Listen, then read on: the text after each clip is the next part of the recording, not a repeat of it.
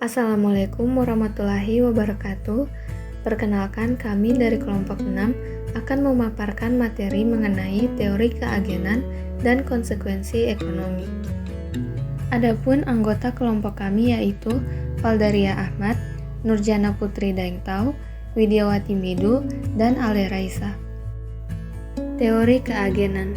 Teori keagenan dapat dipandang sebagai suatu versi dari game teori yang membuat suatu model kontraktual antara dua atau lebih orang atau pihak, di mana salah satu pihak disebut agent dan pihak yang lain disebut prinsipal.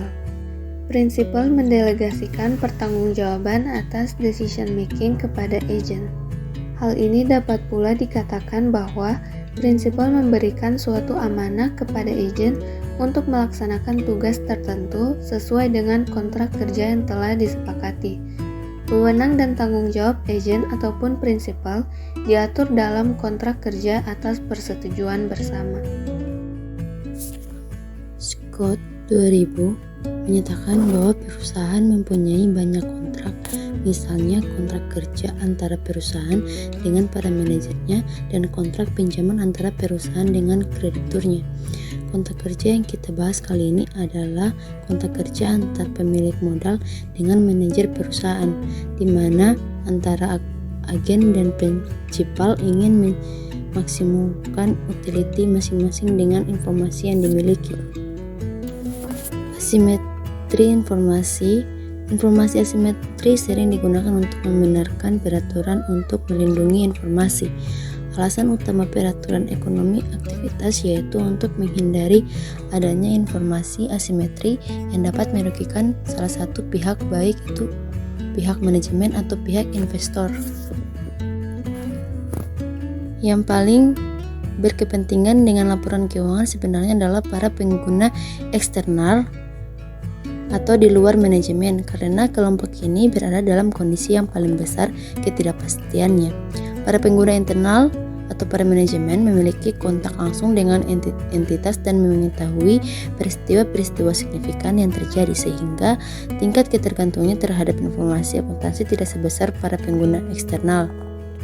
Situasi ini akan memicu munculnya suatu kondisi yang disebut sebagai asimetri informasi, yaitu kondisi di mana ada ketidakseimbangan perolehan informasi antara pihak manajemen sebagai penyedia informasi dengan pihak pemegang saham dan stakeholder sebagai pengguna informasi.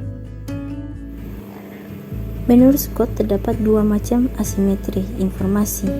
Yang pertama, adverse selection, bahwa para manajer serta orang-orang dalam lainnya biasanya mengetahui lebih banyak tentang keadaan dan prospek perusahaan dibandingkan investor pihak luar, dan fakta mungkin dapat mempengaruhi keputusan yang akan diambil oleh pemegang saham tersebut, tidak disampaikan informasinya kepada pemegang saham.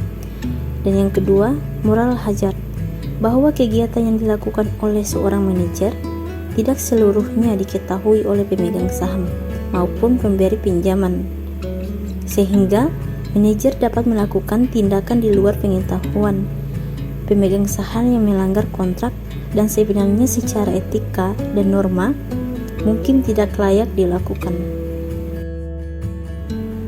Kemudian Eisenhardt mengemukakan 3 asumsi sifat dasar manusia, yaitu yang pertama, manusia pada umumnya mementingkan diri sendiri. Yang kedua, manusia memiliki daya pikir terbatas mengenai persepsi masa mendatang. Dan yang ketiga, manusia selalu menghindari resiko.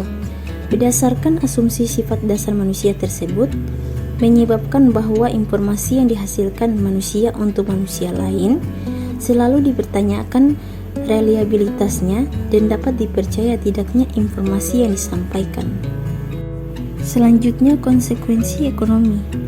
Stephen Jeff dalam artikelnya yang berjudul The Rise of Economic Consequences mendefinisikan konsekuensi ekonomi sebagai dampak dari pelaporan akuntansi pada kebiasaan pembuatan keputusan dalam bisnis, pemerintahan, dan kreditur.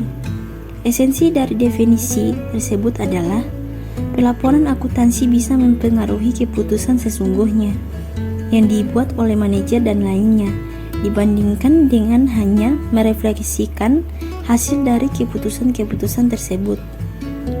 Hubungan antar pasar sekuritas efisien dan konsekuensi ekonomi.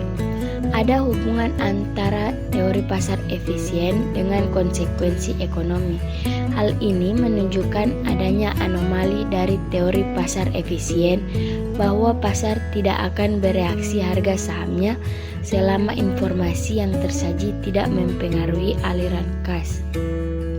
Konsep konsekuensi ekonomi berkaitan dengan yang pertama, masalah kepemilikan. Yang kedua, kebijakan akuntansi tidak bertentangan dengan pengalaman akuntan. Dan yang ketiga, konsekuensi ekonomi menimbulkan pertanyaan mengapa berbeda. Teori pasar efisien mengimplikasikan pentingnya full disclosure, termasuk pengungkapan dari kebijakan akuntansi. Bagaimanapun juga, ketika full disclosure dari kebijakan akuntansi dibuat, pasar akan menginterpretasikan nilai sekuritas perusahaan dalam hal kebijakan yang digunakan dan tidak akan ditipu oleh variasi dalam pelaporan net income yang timbul dari perbedaan dalam kebijakan akuntansi. Dalam 3 area penting dalam pilihan kebijakan akuntansi, kita melihat bahwa ketiga unsur utama dari penggunaan laporan keuangan manajemen, pemerintah dan investor telah bereaksi pada perubahan kebijakan akuntansi. Kekuatan reaksi manajemen terlihat mengejutkan bahwa ketika melibatkan daya tarik otoritas pemerintah untuk mengintervensi atas namanya.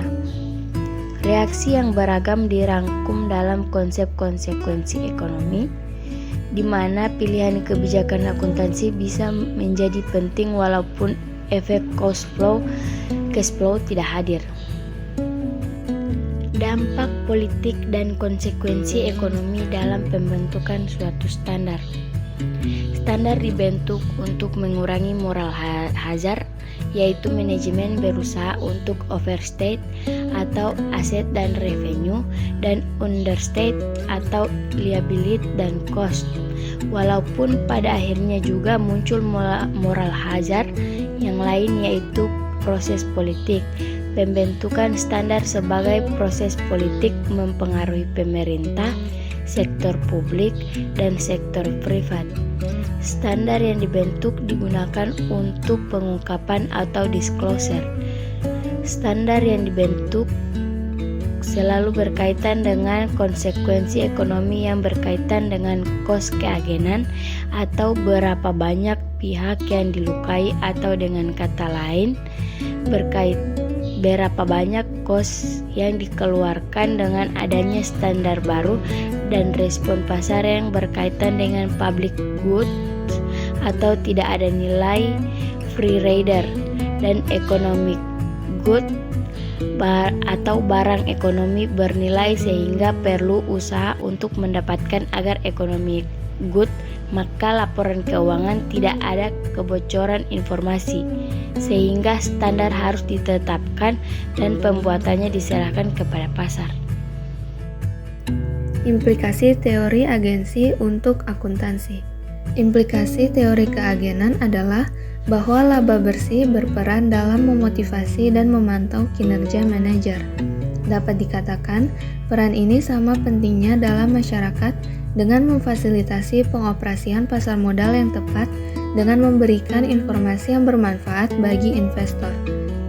Karakteristik yang dibutuhkan laba bersih untuk memenuhi peran penting dalam kontrak yang efisien berbeda dari karakteristik yang dibutuhkan untuk memberikan informasi yang berguna bagi investor. Kemampuan laba bersih dalam meningkatkan kinerja manajer tergantung pada sensitivitas dan ketepatannya sebagai ukuran pembayaran dari upaya manajer saat ini. Sedangkan kegunaannya bagi investor bergantung pada kemampuannya untuk memberikan informasi yang relevan tentang kinerja perusahaan di masa depan secara andal. Sekian pemaparan materi dari kami. Lebih dan kurangnya mohon maaf. Wassalamualaikum warahmatullahi wabarakatuh.